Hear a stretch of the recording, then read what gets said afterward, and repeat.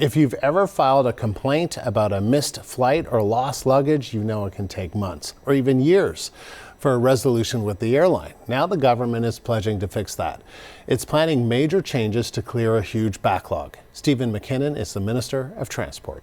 If you are one of the 100,000 or so people involved in this backlog, help is on the way.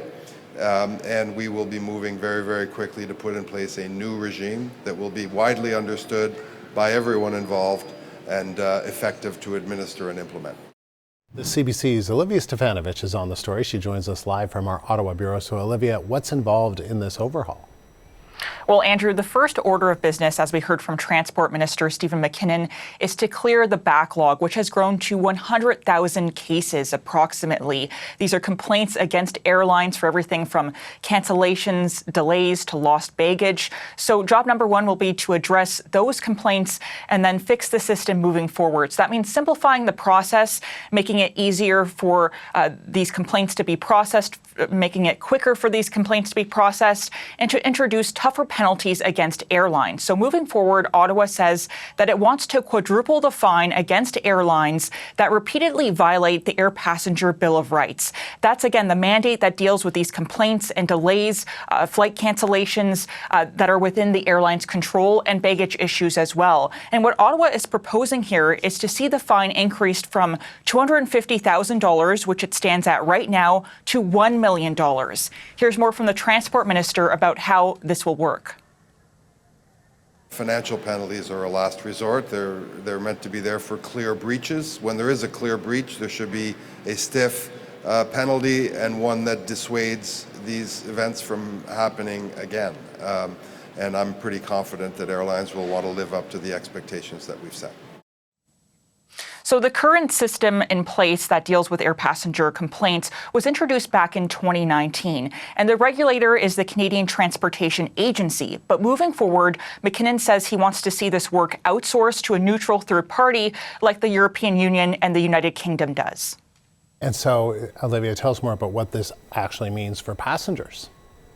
Well, this should make it simpler to file complaints, to see them processed, and it should also mean that compensation is delivered much more quickly. Under these proposed changes, Ottawa wants to see carriers give compensation to passengers within 30 days, no later than that. And even though these changes are being announced today, Andrew, I should mention that these changes still have to pass in the House of Commons and the Senate, and the omnibus bill known as the Spring Economic Update, which is contained in this bill, before any of this takes effect. Now, it's unclear exactly what the timeline will be, but since the Liberals now have a majority in the House of Commons, it could happen relatively soon. Though I will note as well that the federal government did promise changes and improvements to the complaint system for air travel for years now. We've been waiting since 2023. That's when Ottawa first announced that it would make these changes, and finally now it's moving to actually see them implemented. And some airlines haven't waited for Ottawa to make improvements. In fact, Air Canada has actually introduced its own system to handle air passenger complaints, which it's testing out right now. Olivia, thank you. CBC's Olivia Stefanovich live in Ottawa. So for more on this story, I want to bring in Carl Moore. He's an airline industry analyst and an associate professor at McGill University. Carl, appreciate you taking the time. My pleasure, Andrew. So the Transport Minister says help is on the way for air passengers whose complaints are stuck in the backlog with the CTA. From what you've seen so far, is that really the case? Well, we'll see what happens. It was announced today. Certainly it's a huge backlog. We're looking at tens of thousands of people that have been there in a long time. And so they recognize it's a real problem. They want to help Canadians deal with it. And so we'll see how this plays out. It makes sense in theory. We'll see how it works out in the real world. Increasing the maximum fines for airlines to $1 million, is that enough to make airlines pay attention? Oh, absolutely. When you look at Mike Rousseau at Air Canada, the former CFO, $1 million is serious money. And it was something where it's not only the money, but it's a publicity. The CBC and so on will cover it. And it makes a negative sense of who you are as an airline, that how you treat people. So $1 million is serious, but it's also the media coverage will be a serious issue as well. The government says they want to outsource complaint resolution to a neutral third party that's similar to systems that exist in the UK and EU. Has that proven to be an effective system in those countries? Yeah, I lived in the UK for a number of years, and so saw the UK and the EU. And my sense is it's imperfect like anything, but it has improved the response of the organizations. So I think it's a good direction to do that, put in the signs of a private organization. They're more business-like and move it forward without some of the constraints that government rightly has. We've seen airlines in this country cut back on routes, citing financial pressures. Do you think that those financial strains translate into a less than satisfying passenger experience? Well, it's something where we've seen that because of the Strait of Hormuz and the lack of aviation fuel in Europe and coming along, and in Southeast Asia. Now, Canada, we have aviation fuel in our own country. We have our own oil and aviation fuel refineries, but as the price goes up in Europe and Asia, the price will go up in Canada. So they're under some constraints right now, and they're canceling some flights. Europe is talking about canceling a lot of flights in a matter of a month or two from now. We'll see how that plays out and what happens in the Middle East. It's a time of very considerable uncertainty for the airline industry, which impacts the Canadian airlines as well.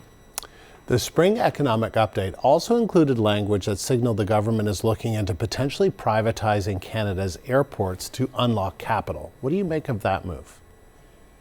Well, business is more efficient than government by and large. Business has its faults, but it's something where we see airports around the world. I did a doctoral thesis as a student many years ago looking at this very issue, and we see that it largely, not entirely, but led to more positive business results and more of a sense of trying to please the customers as well, both the airlines and the passengers. So overall, it's a good thing. It's imperfect, but it's overall a good thing to do. So it's a good thing to do because, you might wonder whether if you're privatizing the airport, then it's kind of for profit, that it doesn't necessarily provide, the speed going through security and all of that. I mean, so it is a positive experience, generally speaking, in places where it has existed? Yeah, it's something where a business says, I want to get you through security appropriately, so you spend money in the restaurants. So that you go and have a beer at the bar. And you're there and you are going to give us more revenues. So if I can speed up that process, I make more money at the end. And I have happy customers who are more apt to fly. So from a business viewpoint, it largely is a good thing in order to speed up things, but in a way that, of course, security is the number one job at the security of an airport. All right. That's interesting. I hadn't thought of it that way, but you made sense of it. Carl, thank you. Carl Moore joining us from Montreal.